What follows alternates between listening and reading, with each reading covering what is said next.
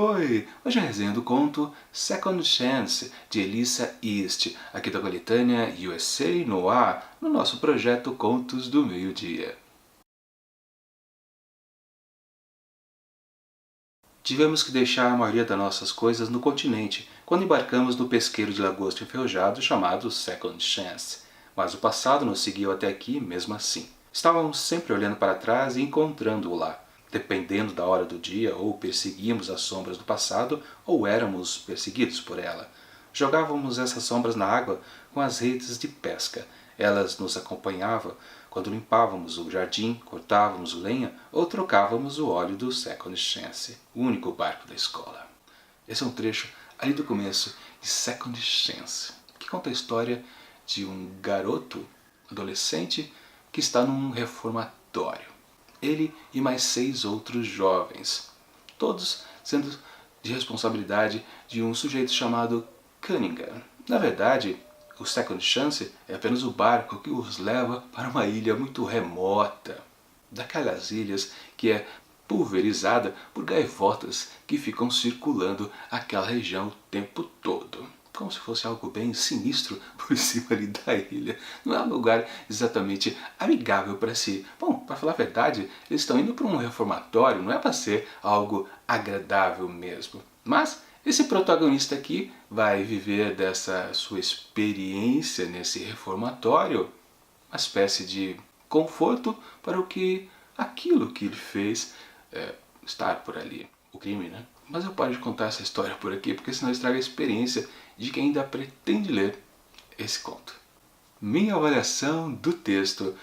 Eu preciso confessar para vocês logo de cara que eu senti logo nas primeiras linhas do texto que havia um cheiro de enrolação aqui e seria mais um conto do tipo que não vai render nada aqui dentro dessa coletânea. Na verdade, essa coletânea oscila muito em textos razoavelmente interessantes e outros que deixam muito a desejar. E esse aqui eu percebi logo de cara que tinha cheiro que não ia dar certo, que eu não ia curtir. Principalmente por causa de algumas características logo de cara. Uma contextualização primeiro.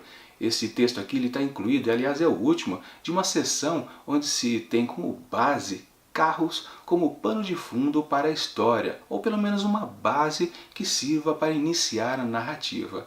E logo que a história começou, eu ficava me perguntando, cadê o carro de importante aqui para essa história? O carro não aparece.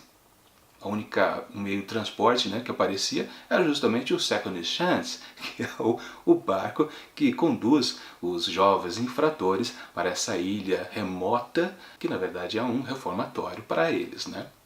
Comandado lá pelo seu Cunningham.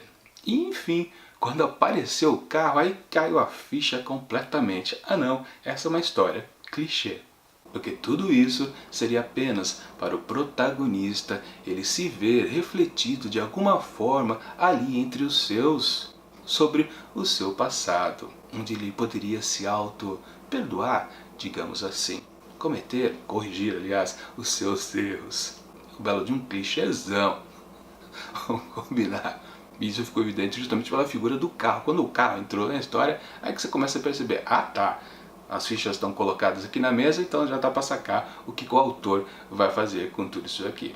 Principalmente quando a gente percebe, né, que o problema que o protagonista tem aqui, a gente não sabe o nome dele, né? Ele aconteceu quando ele estava junto com seu irmão mais velho. E aí, aqui no reformatório, no tempo presente, nós temos 2 jovens infratores também que não se conheciam, não são irmãos, mas eles estão tão próximos um do outro, fazendo as mesmas estripulias, coisas erradas ali mesmo dentro do reformatório, que claro que o protagonista, ele se enxerga vendo os 2 ali, que são o Fred e o Tini, como ele e o próprio irmão mais velho. Coisa mais óbvia e impossível. Aliás, o próprio texto diz isso claramente um pouco mais lá para frente, caso você não tivesse certeza disso. Mas a coisa consegue piorar mais ainda quando a gente percebe que tudo o que está acontecendo ali na ilha, na relação desses 7 jovens, o protagonista e mais os outros 6, e mais os 3 outros adultos, que são instrutores deles, o Cunningham e mais outros 2, o que acontece de relação entre todo esse pessoal não é interessante, não é instigante. Quando o texto retorna alguma coisinha, prolonga um pouco mais a história, você percebe, eu não quero saber disso. porque eu tô querendo saber exatamente é o que aconteceu com o protagonista lá antes. Qual foi o crime que ele cometeu com seu irmão mais velho? E você fica sempre torcendo para que seja algo talvez meio escabroso, de algo de impacto, para provocar uma certa catarse, né? Pelo menos lá ao final do texto. Mas não, porque a gente fica sabendo a informação certa, correta do que aconteceu, qual foi a burrada que ele fez na vida para estar lá no reformatório, bem antes do texto terminar. E quando você vê, ah pera, é só isso? Tá, é um pouco dramático sim, tem um peso visual, inclusive a cena é bem descrita pela autora. Mas mesmo assim você fica, ah peraí, não dá, é pouca coisa para ter esse embate desse presente com aquele passado. Não vale a pena essa comparação. Por que ele vai se redimir do que fez, aconteceu com o irmão, ele com o irmão, vendo os dois outros jovens infratores, o Fred e o Tini, ali na sua frente fazendo burradas, outros tipos de burradas, nem são do mesmo tipo que ele e o irmão fizeram. Então não dá nem para comparar direito, para falar a verdade. E depois começa a ter algumas coisas meio fantasiosas aqui na história, porque essa ilha remota, ela tem certas características de ser uma área bem isolada, com algumas lendas estranhas. Lá existia talvez um manicômio, teve uma família com pai, mãe e 2 filhos, também aconteceu uma coisa meio trágica, uma coisa também de povos primitivos, ou seja, é uma salada ali que começa lá pelo terceiro terço ali da história, mais fantasiosa, que começa a ficar meio maluco. A coisa era tão realista, e esses elementos que vão surgindo, todos fantasiosos, ficam destoando completamente. Não dá certo isso também. E talvez seja isso que gere um final meio aberto. O final entre esses dois jovens infratores, o Fred e o Tini, eu não vou dizer qual dos dois que vai fazer uma burrada maior do que o outro. Mas claro que um vai ficar espelhando mais o protagonista e o outro mais o irmão mais velho do protagonista. Mas no final das contas, um dos dois vai fazer uma burrada um pouco maior e no final, o que acontece com ele para ser tirado fora desta ilha, deste reformatório, ser mandado para uma prisão comum, que isso aqui era uma opção que eles tinham, esses jovens infratores, né? Quando eles recebiam a pena, perguntados para ele, o que vocês preferem, né? Vocês querem cumprir o que vocês devem numa prisão tradicional, reformatório mais pesado, né? Ou então vocês irem para uma ilha deserta. Todo mundo topa dizer, ah, ilha deserta, lógico, né? Mal sabem eles, essa ilha remota é um inferno de se viver, porque a ilha é rodeada o tempo todo por aves que ficam literalmente sujando a cabeça deles o tempo todo. E qualquer castigo que eles levam, eles têm que trabalhar do lado de fora, tomando coisinhas na cabeça o tempo todo. É uma beleza.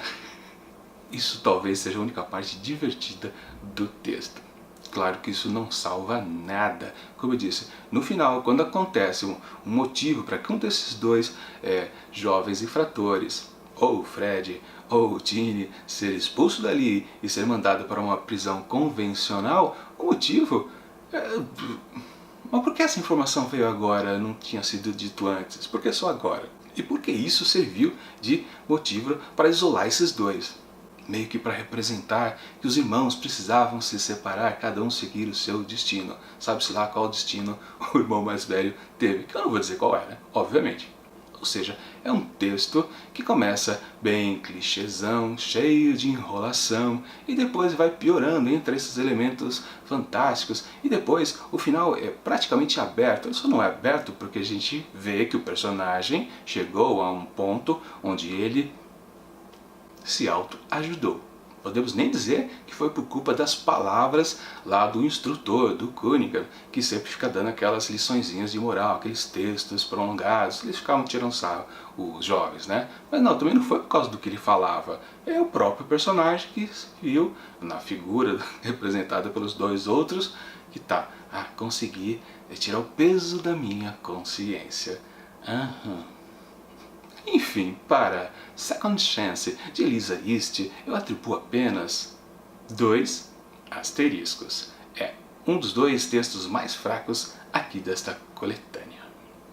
Bom, é isso. Semana que vem, na terça-feira, mais uma resenha de USA no ar, com outra história sombria. Espero que melhor, né? Que já começaram outra sessão, intitulada agora Segurança Doméstica.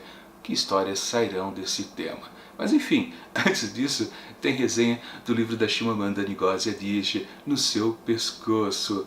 E claro, tudo isso aqui no nosso projeto Contos do Meio-Dia. Mas enquanto esses dois vídeos não chegam, confira aqui do lado dicas de outras resenhas também aqui do projeto. E até mais!